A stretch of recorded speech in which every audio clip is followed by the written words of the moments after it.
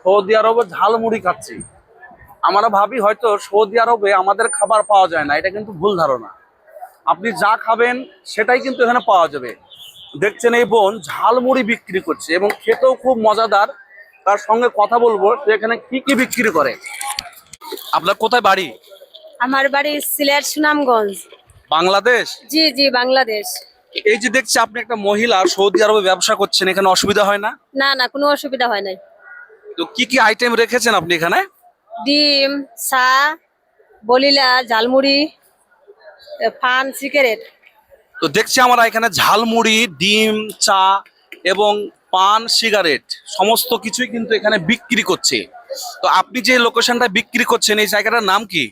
গাজ্জা, মক্কার হেরাম সাইডে গাজ্জা। বলদিয়া, বলদিয়া এই জায়গা, এটা জিন মসজিদ। আচ্ছা, এক কথায় জিন মসজিদের অপোজিটে এই জায়গাটার নাম হলো গাজা। তো এখানে তিনি বিক্রি করছে।